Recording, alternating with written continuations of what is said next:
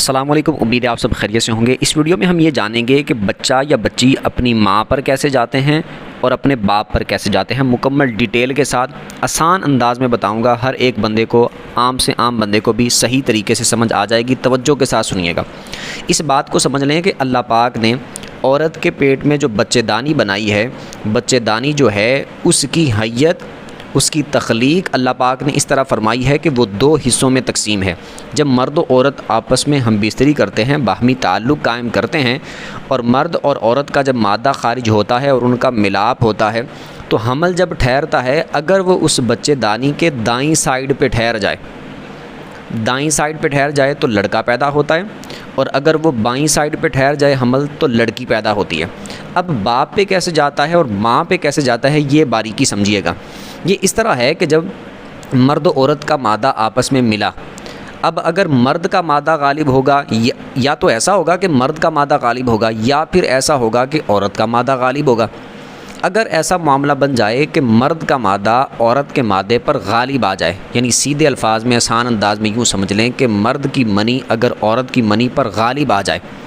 यानी मर्द की ज़्यादा कवी हो या वो ज़्यादा हो, उसके जरासीम ज़्यादा मजबूत हो मर्द के, यानी यूँ हो सकता है कि कई दफ़ा हम बिस्तरी की जाए तो किसी दफ़ा यूँ हो कि मर्द का गालिब आ जाए, और किसी दफ़ा हो सकता है कि यूँ हो जाए कि औरत का मादा गालिब आ जाए, यानी उसके जरासीम ज़्यादा मजबूत हों। किसी दफ़ा यूँ हो कि मर्द की मनी जब खारिज हो तो उस वक़्त उसके जरासीम थोड़े कमज़ोर हों या कम खारिज हो या उस क़ुव्वत और ताकत की ना हो, इस वजह से औरत की गालिब आ जाए। और कई दफ़ा यूँ हो सकता है कि जिस वक़्त औरत की खारिज हुई उस वक़्त उसके जरासीम ज़्यादा कवी और मजबूत ना हो, इस वजह से मर्द की उस पर गालिब आ जाए। तो ये मुख्तलिफ़ औक़ात में हम बिस्तरी करने पर यह कमी बेशी हो सकती है। कभी उसकी गालिब आ सकती है, यानी कभी उसकी ज़्यादा ताकतवर हो सकती है, कभी उसकी ज़्यादा ताकतवर हो सकती है। अब जब मर्द औरत की मनी आपस में खारिज हुई, उनका मिलाप हुआ, अब अगर मर्द की मनी ज़्यादा गालिब हो, वो औरत की मनी पर ज़्यादा गालिब आ जाए, ज़्यादा क़ुव्वत वाले और ज़्यादा ताकत वाले जरासीम मर्द के अगर हों, और वो दाईं तरफ हमल अगर ठहर जाता है, ऐसी सूरत में लड़का पैदा होगा और वो अपने बाप पे जाएगा, यानी उसकी आदतें या शक्ल व सूरत अपने बाप की तरह की होगी, क्योंकि मर्द का मादा गालिब था, मर्द के जरासीम ज़्यादा मजबूत थे, इस वजह से उसकी आदतें या शक्ल व सूरत बाप के जैसी होगी, वो बाप पे जाएगा। और अगर ऐसा मामला हो कि हमल दाईं तरफ ही ठहरे, यानी राइट साइड पे ही हमल ठहर जाए, लेकिन औरत का मादा जो हो वो गालिब हो, औरत के जरासीम ज़्यादा मजबूत हों, तो ऐसी सूरत में लड़का ही पैदा होगा और उसकी शक्ल व सूरत, उसकी आदतें अपनी माँ जैसी होंगी, यानी वो लड़का अपनी माँ पे जाएगा ज़्यादा। एक बात। दूसरी बात यह है कि अगर ऐसा मामला हो दाईं तरफ ना ठहरे, राइट साइड पे हमल ना ठहरे, बल्कि लेफ़्ट साइड पे ठहर जाए, उल्टी साइड पे, खब्बी साइड पे अगर हमल ठहर जाए, तो ऐसी सूरत में अगर मर्द का मादा गालिब हो, मर्द के जरासीम ज़्यादा मजबूत और कवी हों, तो लड़की पैदा होगी, लेकिन उसकी आदतें या शक्ल व सूरत अपने बाप के जैसी होंगी, यानी वो लड़की अपने बाप पे जाएगी। और दूसरी बात यह है कि अगर लेफ़्ट साइड पे ही ठहरे, यानी उल्टी साइड पे, खब्बी साइड पे ही हमल ठहरे, और औरत के जरासीम ज़्यादा मजबूत हों, ज़्यादा गालिब आ जाएं मर्द के जरासीम पर, यानी औरत के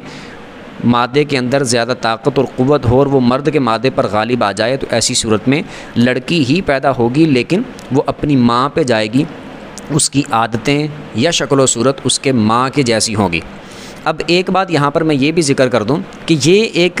यूँ समझ लें कि एक एहतियाती तौर पर एक तरीका या फिर एक सूरत मैंने आपको बताई है। वो एक अलग बात है कि अल्लाह पाक जो चाहता है वही होता है, जो मेरा रब चाहेगा वही होगा। चाहे तो यूँ हो कि बाईं तरफ ठहर जाए फिर भी लड़का पैदा हो जाए, चाहे तो यूँ हो कि दाईं तरफ ठहर जाए फिर भी लड़की पैदा हो जाए, चाहे तो जिसके मर्ज़ी जरासीम मजबूत हों या कवी हों, फिर भी अल्लाह पाक जैसी शक्ल व सूरत में, जैसी हैयत में, जिस तरह बच्चे को पैदा करना चाहे उसी तरह पैदा फरमाता है। यानी रब की मर्ज़ी के बग़ैर, मेरे रब की रज़ा के बग़ैर कुछ नहीं हो सकता। जो अल्लाह पाक चाहेगा वही होगा। लेकिन ये सिर्फ़ एक एहतियाती तरीक़े के तौर पर, ये एक एहतियाती वजाहत है कि अल्लाह पाक ने जैसे हर चीज़ का निज़ाम बनाया हुआ है कि फ़लाँ चीज़ का निज़ाम ये है, एक उसका प्रोसेस होता है कि पहले यूँ होता है, फिर ऐसे होता है, फिर ऐसे होता है। जैसे मिसाल के तौर पर हम अनाज का बीज ज़मीन में पहले दफन करते हैं, फिर उसको पानी लगाते हैं, फिर यूँ करते हैं, फिर यूँ करते हैं। अगर हम ये खाद डालेंगे तो फसल ज़्यादा हो सकती है, अगर वो खाद डालेंगे तो फसल थोड़ी कम हो सकती है, अगर खाद नहीं डालेंगे तो ये मामला हो सकता है, वो मामला हो सकता है। लेकिन एक बंदा उठ के ये भी तो कह सकता है कि हम कुछ भी ना डालें, अल्लाह पाक इस बात पर कादिर है कि ख़ुद ब खुद सारा कुछ हो जाए। बिल्कुल बेशक अल्लाह पाक कादिर है, लेकिन फिर भी हमें तमाम के तमाम एहतियाती तरीके और मेहनत की कोशिश भी करनी है और हुक्म भी दिया गया है कि हर मामले में हमने अपनी एहतियाती तदाबीर इख्तियार करनी है। तो इसमें भी बिल्कुल ये मामला ऐसे ही समझें कि होगा वही जो मेरे रब ने चाहना है, सारा मामला मेरे रब के हुक्म से ही होता है। लेकिन एक निज़ाम जैसे अल्लाह पाक ने बाकी तमाम चीज़ों का बनाया हुआ है, तो इसका भी बच्चेदानी का भी एक निज़ाम आप इस तरह समझ लें कि वो 2 हिस्सों में तकसीम के तौर पर, मैं जो आपको वैसे मिसाल के तौर पर समझाया है कि उसकी हैयत को तख्लीक अल्लाह पाक ने इस तरह फरमाया है कि वो है इस तरह तख्लीक के दाईं तरफ ठहर जाए तो लड़का पैदा होने के चांस ज़्यादा होते हैं, बाईं तरफ उल्टी साइड पे ठहर जाए तो लड़की पैदा होने के चांस ज़्यादा होते हैं, और फिर जिसका मादा गालिब होगा वो बच्चा या बच्ची उस पर चले जाएंगे। वो मर्द का हो तो मर्द पे, औरत का हो तो औरत पे चले जाएंगे। इसको हरगिज़ कोई इन मानों में ना एक माज़अल्लाह पता नहीं कोई ऐसी बात कर दी है कि जो अल्लाह ताला की शान और अज़मत के ख़िलाफ़ है, या ऐसा कोई मामला हरगिज़ नहीं। अल्लाह पाक हर चीज़ पर कादिर है और जैसा मेरा रब चाहता है वैसा ही होता है।